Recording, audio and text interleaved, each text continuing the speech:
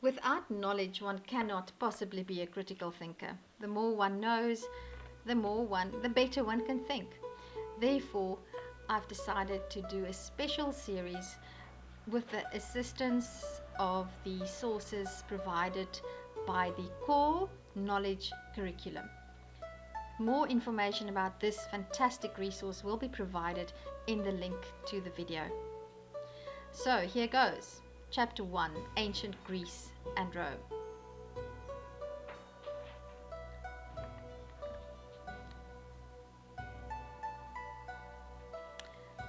This video is only about Chapter 1, the ancient city-states of Greece.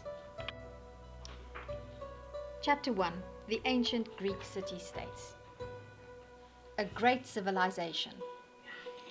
Many people believe that the greatest of all the civilizations of the ancient world was the civilization of Greece. However, it is a little misleading to speak about ancient Greece as though it were a single civilization. Ancient Greece was not a unified country.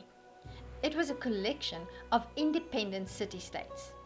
The ancient Greek word for city-state was polis.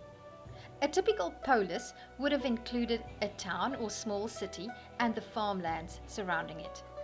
Most Greek city-states had a population of no more than 20,000 and covered an area of only 100 or so square miles. By 500 before the Common Era, dozens of these city-states existed, mainly along the shores of the Aegean Sea. Most were located in the area of present-day Greece, but others were scattered along the coast of Asia Minor, on the shores of the Black Sea, in southern Italy, and in northern Africa. Let's take a quick look at the vocabulary. A city-state, remember in ancient Greek that is a polis, is a city that is an independent political state with its own ruling government. Asia Minor is a peninsula in southwestern Asia. Today, most of this area is the country of Turkey. Please make a note of the word peninsula.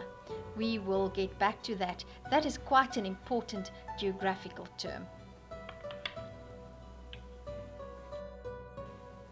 Without a sound knowledge of where one is, it's impossible to think about what one is learning. So let's take a look at the map. First, look at the map in the top left-hand corner of the image on your screen.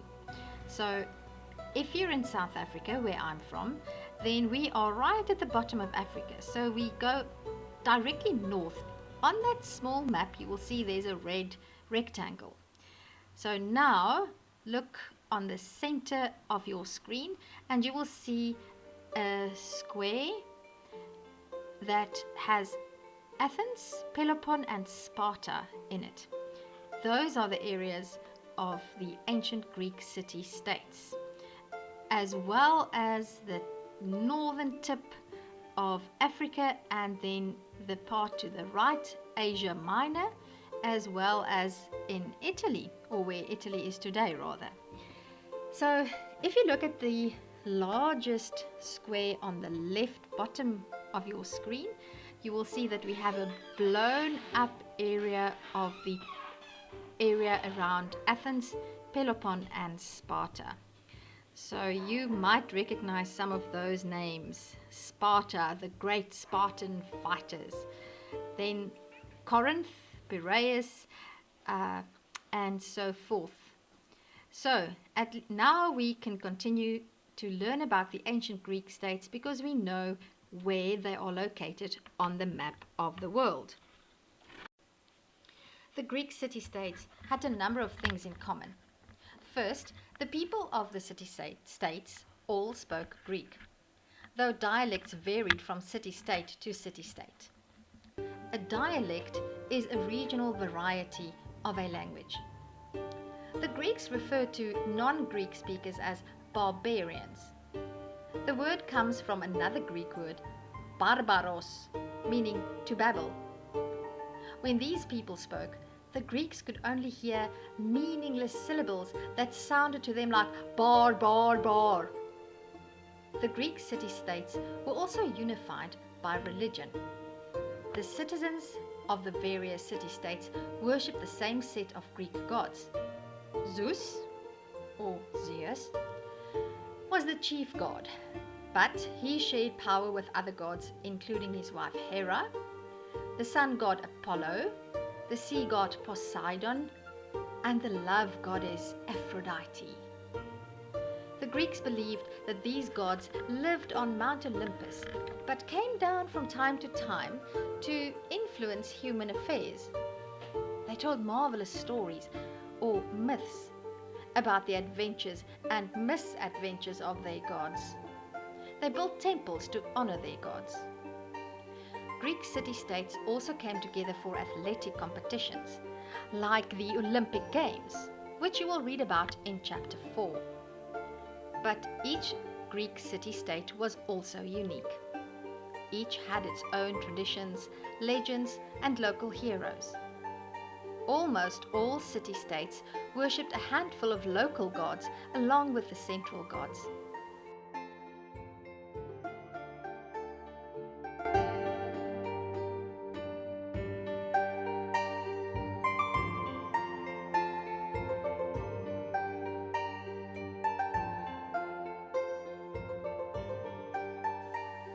Different governments. Each city-state also had its own distinctive form of government. In fact, the Greeks were so innovative or groundbreaking when it came to government and politics that many of the words we use to talk about these subjects today can be traced back to ancient Greek words.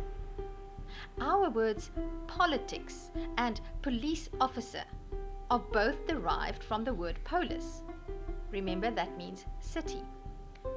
Politics is the art of governing a polis or a state, and a police officer is a person who helps preserve order in the state. In the beginning, most Greek city-states were ruled by kings. However, by 500 BCE, that means before the Common Era, most city-states had adopted other forms of government, including tyranny, aristocracy, oligarchy, and democracy. Let's look at the meanings of those words. Tyranny is a type of government in which one person illegally seizes all power, usually ruling in a harsh and brutal way, a dictatorship.